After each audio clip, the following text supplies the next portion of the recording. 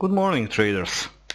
Instead of morning notes, today I will give you this video, and the topics in this video, as you can see, is going to be price action after the FOMC, current sentiment, where are we now and what are the possibilities, and something about VIX. So let's go started. This is a 5-minute S&P chart. Now, just to observe, I already tweeted about that, what was the behavior of the market and how the market was acting right after the FOMC statement. So this huge candle to the downside was this first initial push. It is, custom to for market to make that first move like that is the way that market wants to go, and then it makes some kind of pullback or a lot of chopping activity to clear the stops, and then it just goes in the same way as that first move. That is one of the scenarios. Also note that this news-based move, it tends to retrace, especially if they are counter trend. Now we have a trend to the downside, and this move was to the downside, and it has the pullback that was sold, and so on, and market really broke the most important support on the S&P. And these arrows here were showed in the tweet. Also, this move to the downside was sold here. This was the overnight high from yesterday. It was broken, tested, and there was a move on the FOMC statement, and they got just to the 61.8 fib retracement and sold it hard to the support. This is a support from a higher time frames. This is here, and as we can clearly see now, it got broken yesterday. And after that, this next leg down that was bigger, then you shouldn't really expect so much of the pullback, and the pullback was just to the 38.2. And this is the activity in the overnight in Asian session. Europe session didn't really started yet. It is only 7:38, as you can see, pretty early in the morning, and very weak activity in the overnight session. And all of those indices, US indices, was the same. Basically, Nasdaq has exactly the same activity. First there was a 61.8 retracement, then there was another 38.2 retracement, same on Russell, and also same on DAX. And DAX had really a confluence between the fibs. I will just now delete this because it's full with lines and zones and text and all sorts of stuff, so we can't really see that.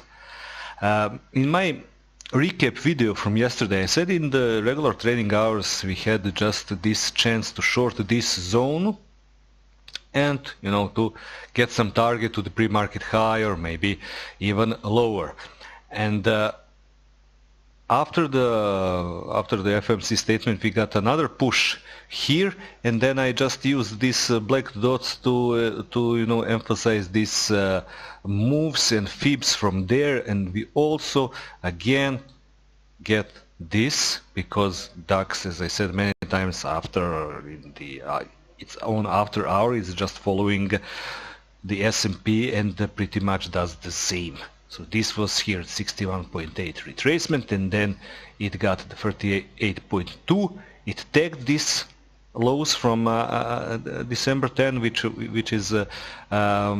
were basically our main support level of this entire range. That was tagged. This is the activity. Now they're hanging there.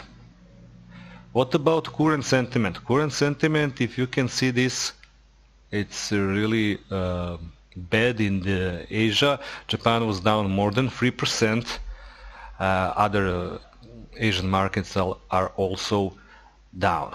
So what are the main levels on the S&P and on the DAX? S&P really broke this 25-30 level. Below that, this is the level that I consider now as a bull bear level, really a line in the sand. Now it has gone like 50 points below. It's surely oversold, but at the same time I expect really bears to defend this level, and if we get a pullback to it, I'm sure there will be a reaction, and that reaction could produce a lower low or could produce a higher low, and then the bulls may have a way inside this range again, producing some kind of short covering rally, but that really isn't going to be, you know, an easy walk in the park, because there are many good resistances above this also, and they can bang its head here or here or here, whatever, and got out of this range again. That is one of the possibilities. Nasdaq broke its channel. This is a channel on Nasdaq, but Nasdaq is above February lows. Nasdaq is the strongest of the US indices. Russell, I have shown this chart many times.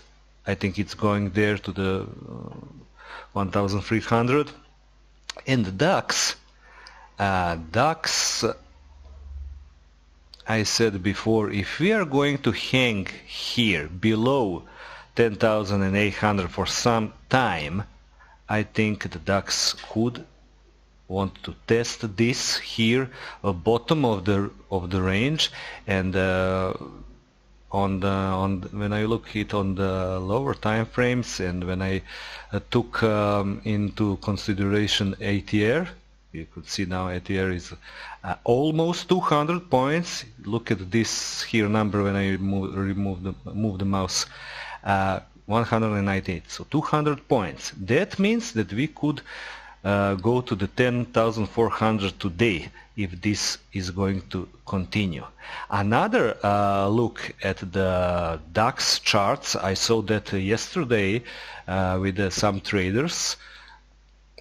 This is trader Gura. This is a chart of DAX futures with some triangle here. This is Chris from Sweden, and his chart, it is when you click on it, it looks like this. So this is a continuation, as he said, continuation pattern. Every triangle is a continuation pattern. So basically this is like a bearish pennant, a bearish formation after this drop.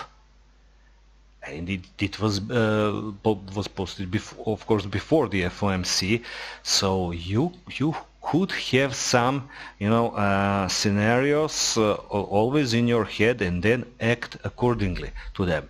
I would like also you to point to this chart here. It is from Brian Shannon, and it said here, this is a chart of Facebook. Breaking a trend line does not assure change of trend, only a change in the rate of change. What does that mean? Let's look at it like this. I'm sorry, just to find the appropriate chart. Okay, this is DAX blank chart, and we are obviously going down. And this is a downtrend, no questions about it. But here, it was a trend break also, like this. And when you observe this, okay, this is a trend break from this swing. But in the bigger picture, it is going down. We can see that, of course, now. But in here, in this moment here, it was also a downtrend. Nothing else. It was a downtrend.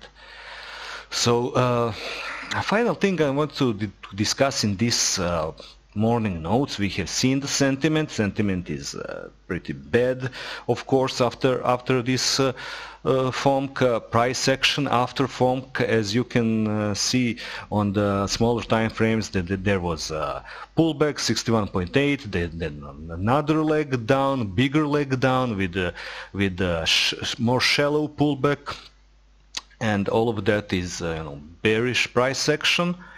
We are below the 25-30, and it's a good chance for DAX, if it goes today below 10,600, to maybe tag like 10,400. That is one of the possibility, and we can't get married to the same idea.